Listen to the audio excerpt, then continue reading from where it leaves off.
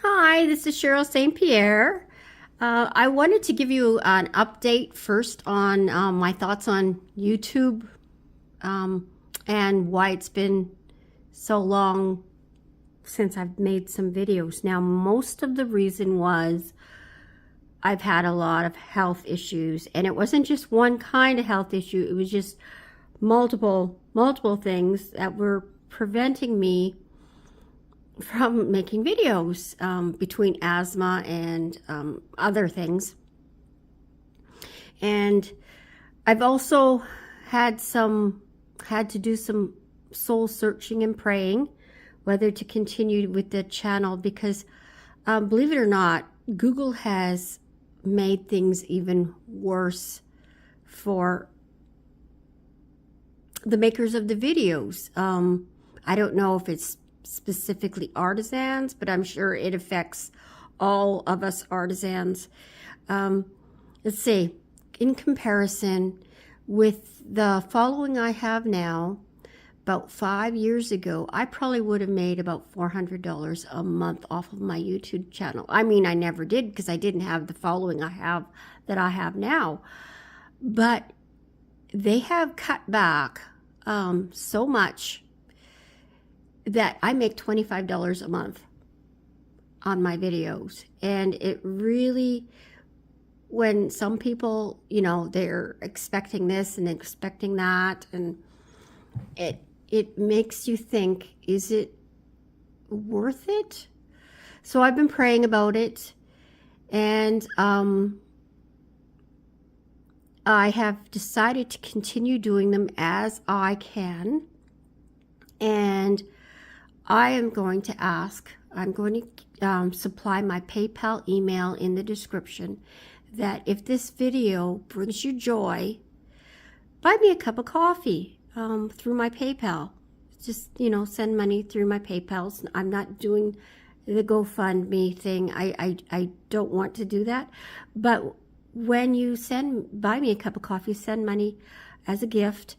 I think you can write a note, an encouraging note, or even just the fact that somebody has sent that cup of coffee is going to encourage me to say, hey, this is worth doing. I am bringing joy to people's lives. And I'm thinking it will have a positive impact. So I would appreciate that. And so let's go on with making these earrings. So because of availability of beads, I know these beads are hard to find. These are the 15 millimeter long. They've got several different names: bottle cap, skirted. I'm not sure how else to describe it. They've got the funny little bottom. So they made nice little Christmas trees. And I've used a 3 millimeter bicone here. And you could use 4 millimeter bicone. And I've used 22 gauge wire on this. More of the reason that I'm low on my 20 gauge. So you could use 20 gauge or 22 gauge. I will have the metric version in the description. And so today, because of availability of beads, this might be easier for you to get access to beads. This is the 8 millimeter rondelle. This is the 6 millimeter rondelle. And this is the 4 millimeter rondelle. And again, I've got the 3 millimeter bicone, but you can use 4 millimeter bicone. Because of the shape of it, it's going to lend itself to the design, no problem. Okay, and you're going to need 2 of each size, and your ear wires. And for tools, you're going to need your flush cutters, your chain nose pliers, your round nose pliers, and a ruler. And that should be all you need for this. Now, for wire, I'm using pure copper. And you could use, this should lend itself, if you've got jeweler's brass, the stuff that looks like 14 karat gold, it's a little bit more stiff. It might be a little bit harder to work with, but I absolutely think that it would look great with this. And I would definitely recommend the 22 gauge for that. You could use sterling silver. and 22 gauge would work with that as well, but we just work harden it a little bit extra where I show where to work harden. And I think that's all I needed to say about supplies. So let's move on with making these earrings. I'm just going to demonstrate the one, and they're both going to be the same direction. I did reverse it with this, but you know, it doesn't really have a huge impact on changing direction. You know, a Christmas tree is a Christmas tree, and there is no wrong way or right way. So yeah, they're reversed, but you can't really tell very much, can you? So I wouldn't worry about reversing it, but if you want, I will show you how to do it. So the first thing you're going to do is you need to measure out. I didn't pre-cut my wires, so I'm going to do it on camera. 6 inches of your wire, which 6 inches, I will show it in metric. It's 2.5 centimeters per inch. This is approximately 15.5 centimeters. So it's not an exact measurement. If you're using a large bead, by the way, if you wanted to use a gemstone bead, I would imagine you could do this with a teardrop bead. You can play with it, experiment with it, different sizes of beads. Some will look better than others. If it has a flatter bottom, it will look the best, but we're not always so lucky with gemstone beads. Okay, so the next thing I want you to do is put all the beads on, and this is just a temporary time for measurements purpose, because we're all going to have different beads. This is what I want you to do.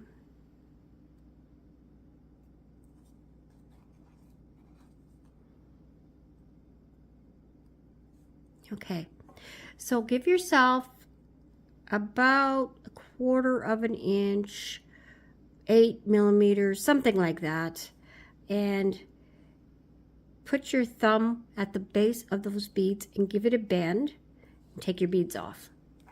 That's going to be our measurement of where we want to put the bottom loop. Now we want this bottom loop to be fairly neat, so we're going to make it have a nice neat 90-degree bend like that, and we're going to make a loop. Now this, if you want to reverse your earrings, this is where you would make the difference. This is the only place, and then it would guide you to do how you have to do the rest of the earring. So the loop I want you to make is the same size that you would find on an ear wire.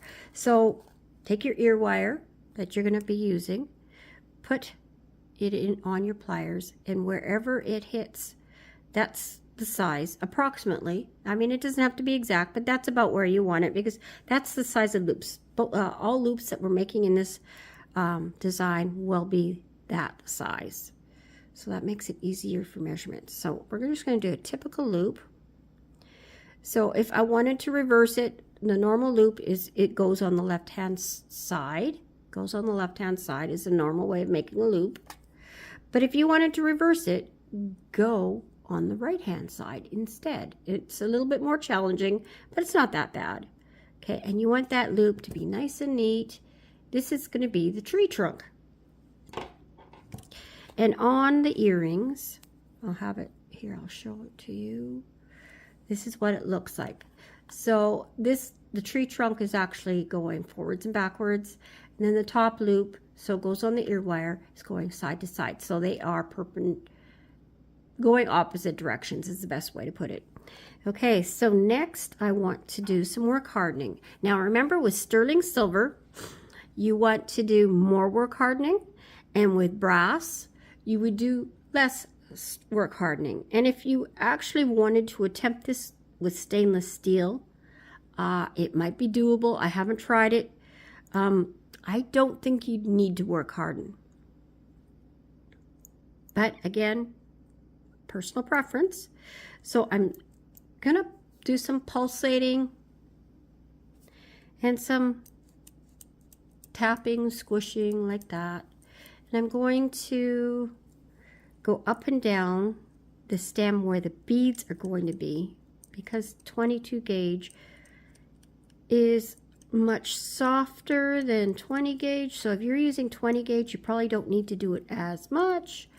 But if you're going 22 gauge like I am here, I also like the 22 gauge for these earrings because I'm using the 3mm bicone, and some of them don't fit on a 20 gauge wire. Some do, so you can, you know, play around. But like I said, a 4mm bicone will work just fine. Now the 4mm my mouth isn't working. The 4mm bicone,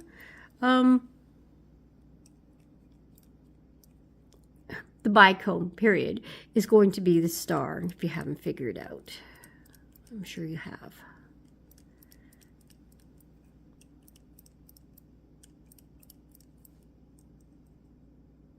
Okay, so you keep doing that till you think it's nice and sturdy. That'll help support your beads, because the outer ring really isn't going to give an extreme amount of strength for going here, because it's not exactly 100% tight against the beads because of it shows right there. I think you can see right there. It's not hugging against the bead directly.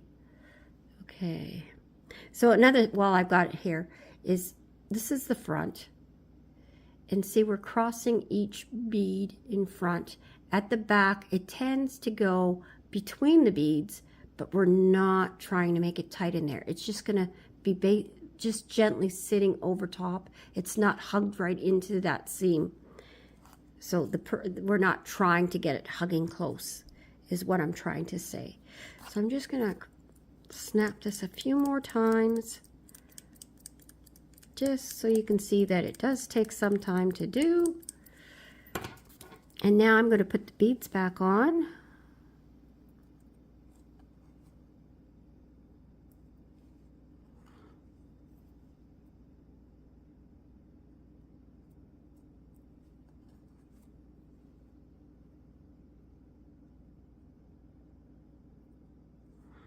Okay, so that's how I've got it. Got it nice and straight. So now I'm going to take my chain nose pliers, and I'm supporting the beads, and I'm going to just give it a bend. And now we're going to make a loop the same size as we did before, and I didn't make it opposite, so this is where we want to make it opposite. So I'm just going to switch this around like that.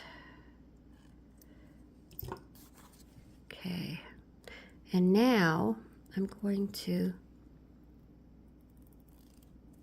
make a loop, and this is going to be longer, most likely longer than what I need, so I'm going to make it go to the side and snip off the excess. I don't have much excess, but I see how I went to the side.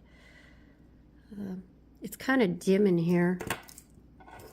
It's lunchtime, but the sun isn't very bright today, so hopefully it's not too dark for the video. I'm just going to snip off the extra. I'm going to lift it up to get at it better.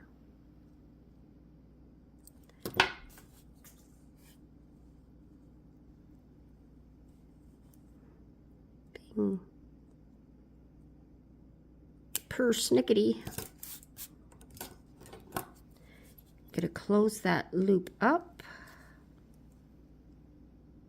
as best I can, because it's not going to be opened up again, so make it nice and closed. And now we're going to work hard in that loop, and I'm going to pulsate and snap because we want it to be nice and strong. Sterling silver is especially, you need to make nice and strong at this point, because yes, sterling silver is so much different than copper. It's springier but softer. Now if you had half hard, how would it work on this?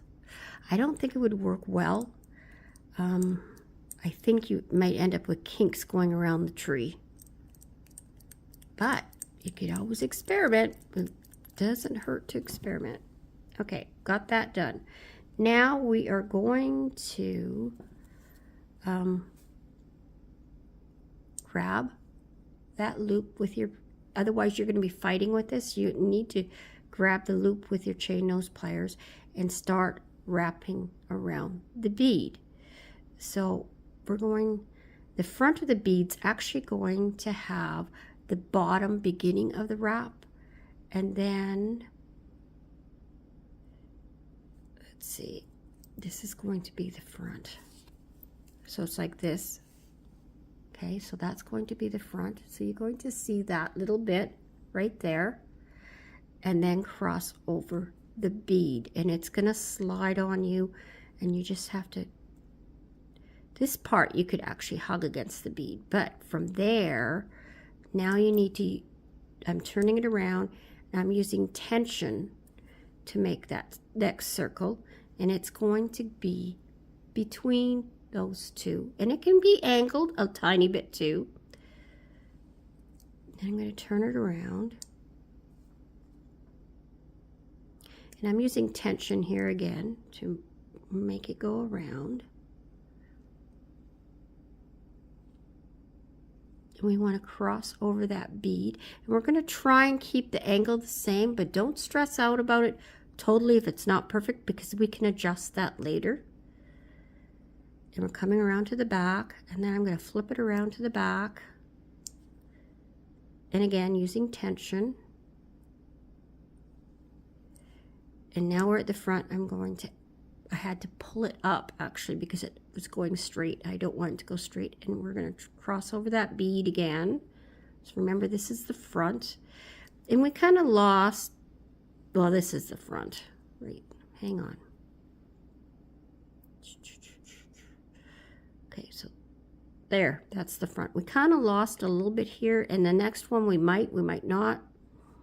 We'll try and make it consistent. We'll do the best we can.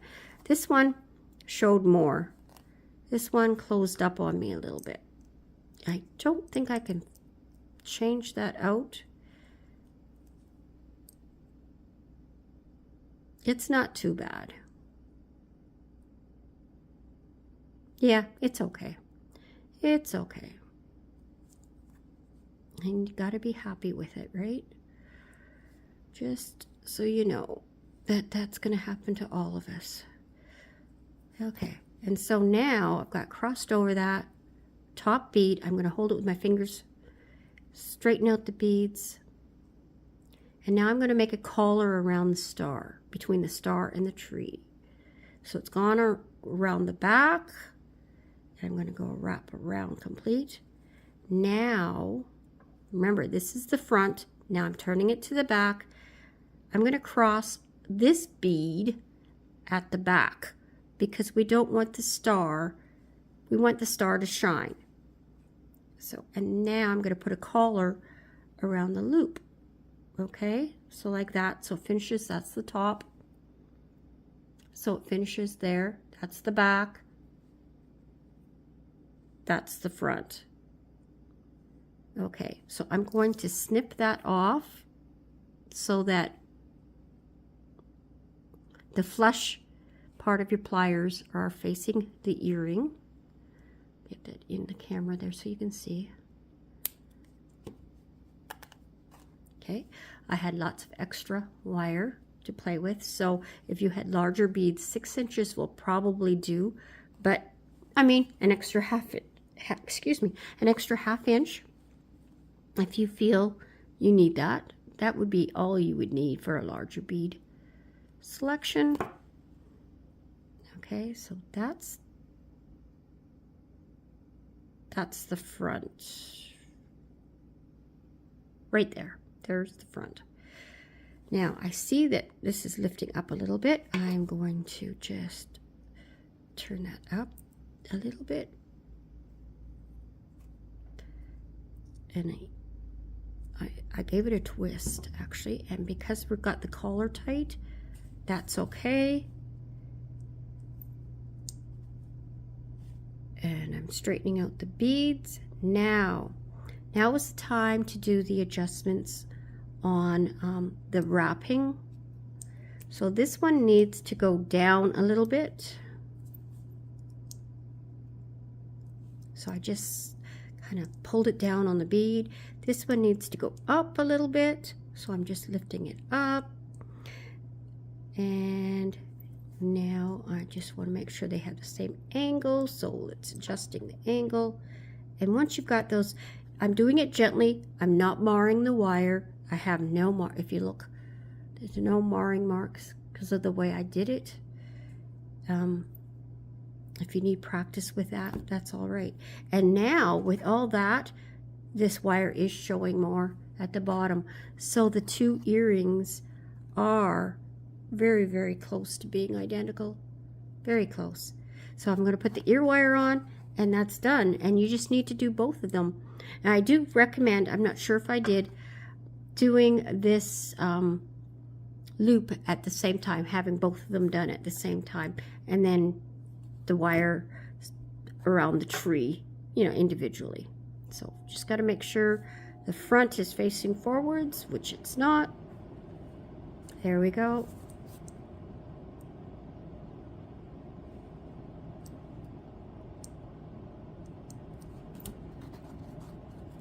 And there it is.